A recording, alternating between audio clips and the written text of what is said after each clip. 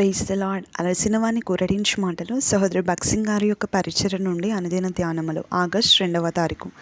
మీ సంతోషము పరిపూర్ణమగునట్లు అడుగుడి, మీకు దొరుకును. యోహాను సువార్త 16వ అధ్యాయము 24వ వచనం. దేవునిచే జీవిత పాలిభాగస్తులుగా జతపరచబడిన వారందరూ ఆయన వాక్యంను ఉన్నది ఉన్నట్లు అనుసరించిన ఎడల దేవుని అనుగ్రహంను సంపూర్ణంగా అనుభవించగలరు. చాలామంది తమ సంతోషము కొరకు మరియు స్వంత ఘనత కొరకు మాత్రమే వివాహము చేసుకునేదారు. వారికి దేవుని వాక్యముపై నిజమైన ఆసక్తి ఉండదు. వారు దేవుని వాక్యము కంటే ఎక్కువగా తమ స్వంత తలంపులపై మాత్రమే ఆధారపడువారుగా ఉందరు. చాలా సందర్భములలో తమ స్వంత తెలివి, జ్ఞానము, కుటుంబము లేదా ఆస్తిపాస్తులపై ఆధారపడటం వలన ఆ వివాహము విఫలమైపోవునదిగా ఉండును. ఒకరు ఎంత తెలివిగల వారైనప్పటికీ దేవుని వాక్యమునకు లోబడుట ద్వారా మాత్రమే ఆశీర్వదించబడగలరు. ఆది నుండి నేను కలగబోవు వాటిని తెలియజేయుచున్నాను. యెషయా 46:10. అందుచేతనే మనకు దేవుని వాక్యం హెచ్చరించుటకు, ప్రోత్సాహమునకు, నడిపింపునకు ఇవ్వబడినది. మనము ఈ లోకంలో ఎదుర్కొనవలసిన సమస్యలను ముందుగానే ఎరిగి దేవుడు ఆయన వాక్యమును మనకు అనుగ్రహించి ఉన్నాడు. గర్భంలో నేను నిన్ను రూపింపక ముందే నిన్ను ఎరిగి తిని. ఇర్మియా 1:5. ఆయన మన గురించి అంతా తెలియను. మన గతము, భవిష్యత్తు విషయమా ఆయనకు తెలియను. ఆయనకు మన పేరు తెలియను. అసలు మనం ఎటువంటి వారమో ఆయనకు తెలియను. ఆయన వాక్యమునకు, ఆత్మ యొక్క అధికారమునకు లోబడి ఆయన ద్వారా నడిపించబడుటలోనే మన భద్రత ఉన్నది.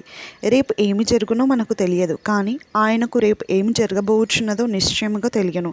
అందుచేతనే దినదినము మనలను నడిపించుటకు మరియు ప్రతి పరిస్థితులను సహాయం కొరకై దేవుని వాక్యము మనకు ఇవ్వబడినది. సృష్టి ఆరంభం నుండి వివాహంలో దేవునిచే ఏర్పాటు చేయబడినవి. అందుచేతనే దేవుని దృష్టిలో వివాహం ఎంత పవిత్రమైనది. మొదటి మానవునికి దేవుడు సృష్టి అంతటిపైన ఏలుబడిని, శక్తిని, అధికారమును అనుగ్రహించెను మరియు ఆరోగ్యవంతమైన శరీరమును కూడా అనుగ్రహించెను. ఆ సమయంలో అక్కడ పాపం లేదు, రోగం లేదు, శాపం లేదు. అయినప్పటికీ ఆయన సంతోషము పరిపూర్ణము కాలేదు. కాబట్టి దేవుడు ఆదామునకు స్నేహము, సహవాసము నిమిత్తమై సాటి అయిన సహాయంను ఇవ్వగోరెను. ఆదామును ఏదైతే ఇచ్చెనో దానిని తన సాటి అయిన సహాయకుల జీవిత పాలిభాగస్వరాలతో కూడా కలిసి అనుభవించి ఆనందింపవచ్చునని ఉద్దేశంను దేవుడు కలిగి ఉన్నాడు. అందుచేతనే వివాహం అనున్నది దేవుని దృష్టిలో ఎంతో పవిత్రమైనదిగా మనము చూస్తున్నాము. అందువలనే ఎవరైనా ఆనందకరమైన వివాహ జీవితంను కోరుకుందరో వారు తప్పకుండా దేవుని వాక్యము ద్వారా నడిపింపబడవలను. కానీ వారి విద్యార్హతలను బట్టి కానీ, వారి సామర్థ్యతను బట్టి కానీ, తెలివిని బట్టి, జ్ఞానమును బట్టి కానీ నడిపింపబడకూడదు. మన అవసరములను తీర్చుటకు, మన సమస్యలను పరిష్కరించుకున్నటకు ఈ అద్భుతమైన గ్రంథము బైబిల్ మనకి ఇవ్వబడినది. మనము దేవుని వాక్యంను అర్థం చేసుకున్నటకు పరిశుద్ధాత్మ మనకు సహాయం చేయును. పరలోక సంగతులను గ్రహించుటకు మనకు పరలోక జ్ఞానం అవసరము కానీ ఈ లోక జ్ఞానము కాదు.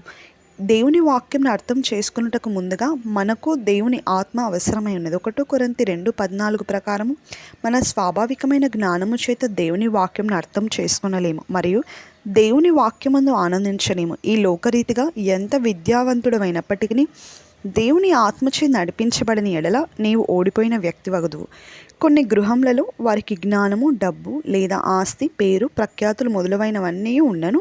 ఆ గృహంలో సంతోషము ఉండదు. వారు డబ్బు సంపాదించి దానిని విస్తరింపజేయట్లో చాలా తెలివిగలవారైనప్పటికీ వారి గృహంలో సంతోషంను కనుగొనలేము. భార్యాభర్తల మధ్య ఏకత్వం ఉండదు మరియు నిజమైన సంతోషము వారి మధ్యలో ఉండదు. మరియు మనము అనేక చోట్ల ఇటువంటి గృహములను చూచుచున్నాము. కానీ జీవము గల దేవుడు మనము పరిపూర్ణ ఆనందమును, సంతోషమును కలిగి ఉండవలనని కోరుచున్నాడు.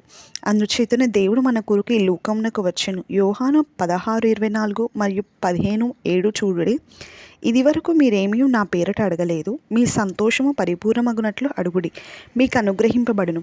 నాయందు మీరును మీయందు నా మాటలను నిలిచి ఉండిన ఎడల మీకేది ఇష్టమో అడుగుడి, అది మీకు అనుగ్రహింపబడును. మన సంతోషము పరిపూర్ణము కావాలన్నదియే దేవుని కోరిక.